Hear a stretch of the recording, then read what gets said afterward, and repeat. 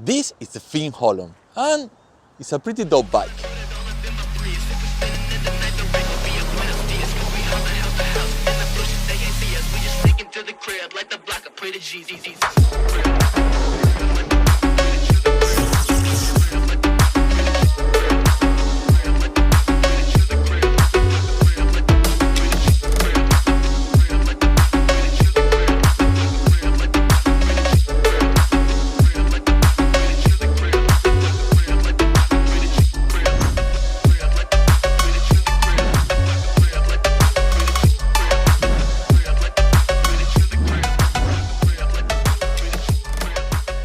Before I go into details about the design of this bike, I just want to give you a quick rundown of the geometry of this bike, because it's probably you've seen by the videos that I looks like I'm too big for this bike.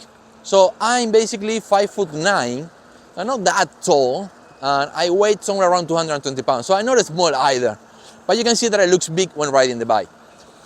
It's also kind of like a Pro that you have a lower seat, so it's comfortable. The handle is kind of high, and overall I feel very comfortable. I wish it could have been a little bit taller, so I have more room for my legs, but generally speaking, it feels pretty good.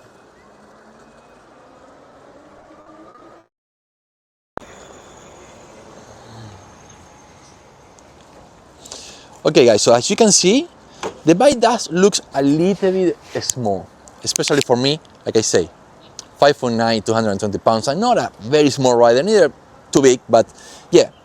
The design is very cool. It kind of looks like a Super 73, but you can see it's almost like you have a tank, like an actual motorcycle. The battery goes in here, and also offering a little bit of protection in case you fall. You don't specifically will hit the battery first. You might hit the frame first, and that protects the battery, which is one of the most expensive parts in your e-bike.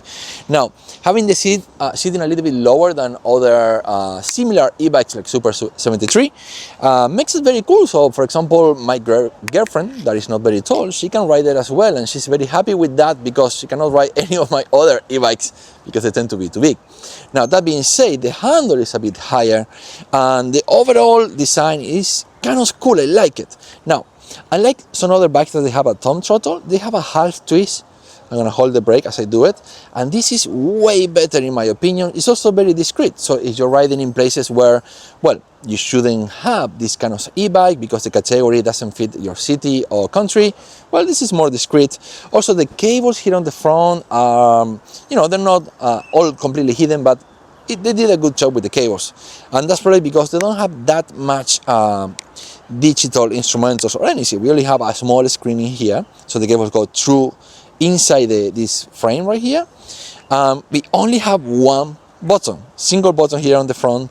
I like the design. This is very clever. So you press twice to change the level. You can barely see it because it's a little bit bright today. So this is the Sport. You push 2 times again and it goes into Sport Plus, and if you push 1, that's how you activate the light. So now the light is on. By the way, the light looks also very cool and quite original as well. So simple, but very well done. Now, the only other thing that we have here on the handle is a bell.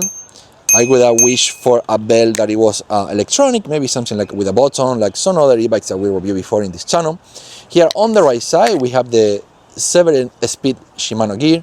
It works pretty well, and overall, the bike is pretty good. Now, we'll take a look at the suspension here. So we have front suspension and rear suspension, and this is quite generous considering that the price of this bike is not that high.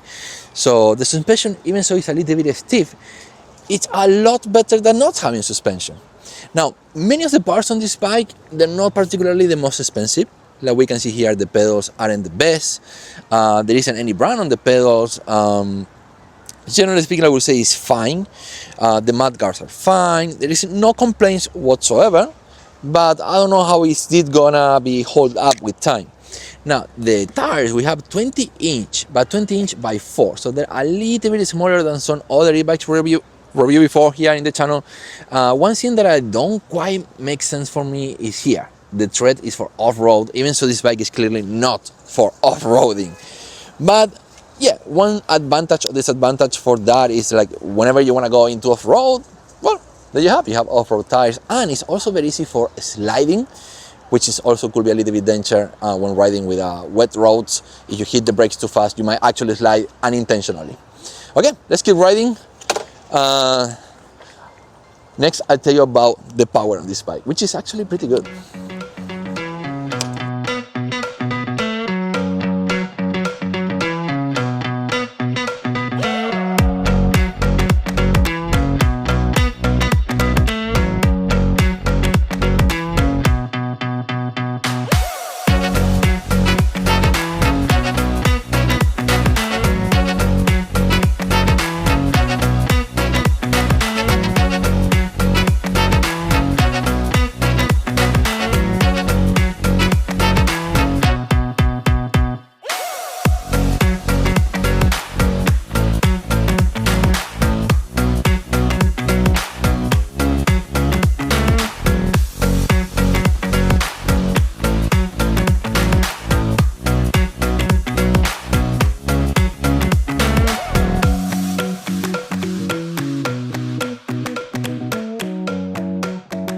The bike is quite powerful. I like that you can ride it just like a motorcycle, and it has 48 volts, 17 amps.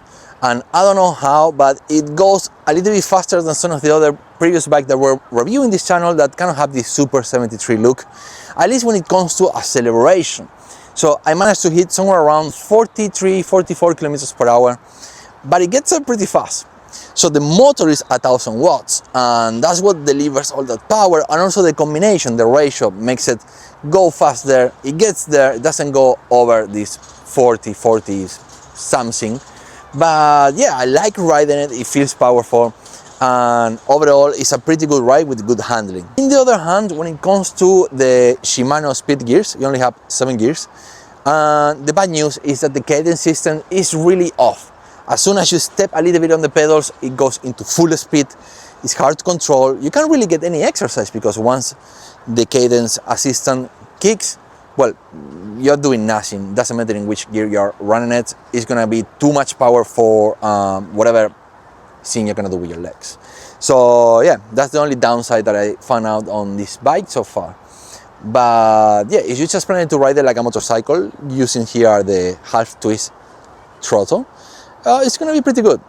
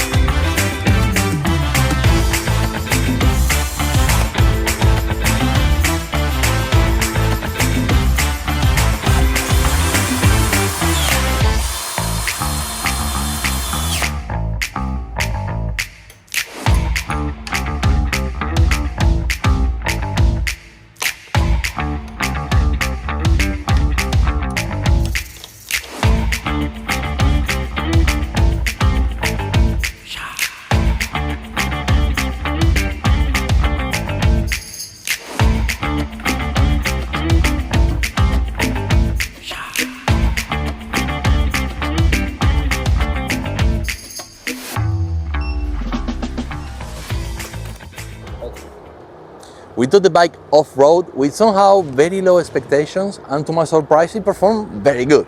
Now I gotta be honest here, while climbing the power is not as good as in flat roads. It is slowed down a little bit. Remember that I said that the Shimano gear is kind of useless because the cadence system is not that good. Well, when going off-road it's actually very useful, and you might need it especially to help up for the bike while you're climbing. Overall, like I was expecting, the wheels perform very well since they're off-road wheels, and the bike hold together very nicely. Apparently the frame is very strong, even so some of the parts are without any brand or they looks like not the best quality. The frame is very strong and it transmits a lot of confidence.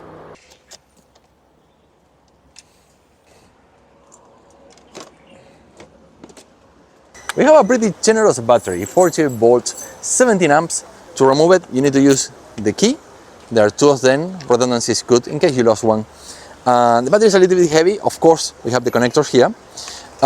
Here is the keyhole for the key, obviously. We do have a battery indicator, you press it and hold it, and it tells you what's the battery remaining. So we've been riding off-road in the mountain, all over the city, and we still have 50%. I'm gonna put the estimate somewhere in here by the factory. And in here, in the other side, is where we're gonna use it for charger. And here we have an interrupter, so when you put it on off, even if you push the button here, it won't turn on. Charger is at 2.8 amps, and it looks a little bit nicer than most other chargers. This is one of the few things in this e-bike that actually looks kind of premium.